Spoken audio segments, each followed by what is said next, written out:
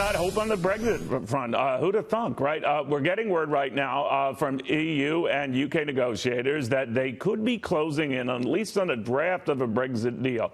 To ABG Advisory Managing Director Jackson Eisenpresser. Jackson, good to have you. Thanks for coming. Thank you for having me. Good to see you. You were saying during the break it's probably 50-50, but that's substantially better odds than it was given a week ago. What changed? Yeah, look, there's a lot of positive momentum. The pound has rallied on a lot of good news. It looks like there's an agreement or some, scope around an agreement on Northern Ireland in a dual customs union. Now, why is that important? The Irish were very concerned that they were going to be odd men out, right? And then it would almost be a separate country, inaccessible on either side, right? Look, it's a question of maintaining the integrity of a common market within the EU and maintaining, back to what the Good Friday Agreement was, maintaining, peace throughout Ireland. And so to have, commonality and, free movement across the Republic of Ireland and Northern Ireland is an important factor. I think what's changed is, I've lived in London for a number of years. I used to work for Prime Minister Blair.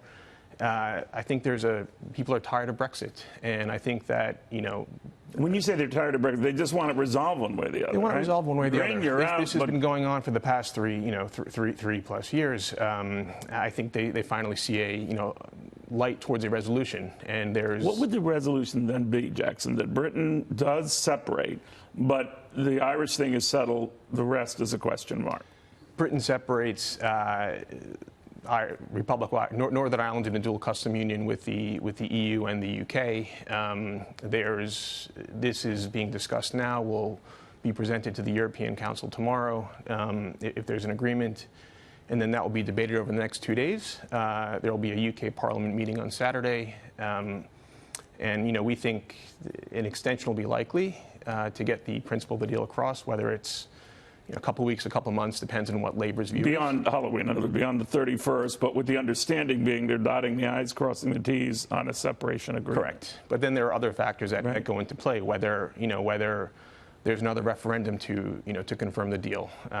We think that there will be an extension. Time of extension will depend on a few factors. We believe there will be an election.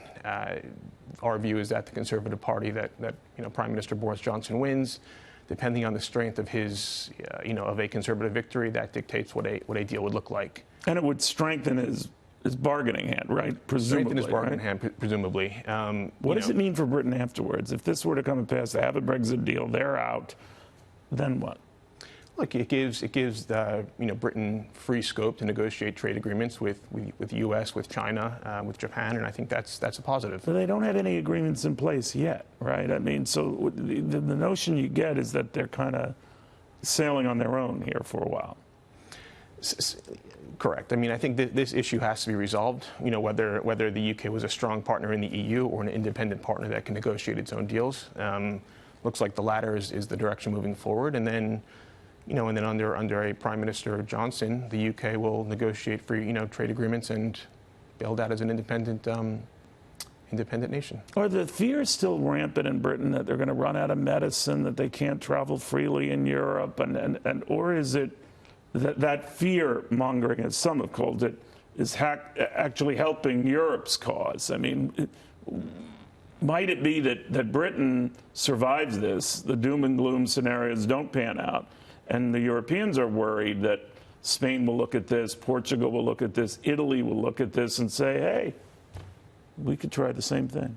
Look, that's certainly a risk. There certainly is a good degree of fear-mongering. I guess we'll have to see how it plays out. So when you go back to Britain, are you worried if they do break away, your travel will be limited in the rest of Europe? To be honest with you, I travel so often. I'm in China next week. I'm in the Middle East the week after. Not worried about that. Not worried. Your passport's ready to go. All right. Thank you. Jackson Eisenpresser, again, on a deal that looked probably not like a sure thing, at least looking like a 50-50 thing. We're on top of it.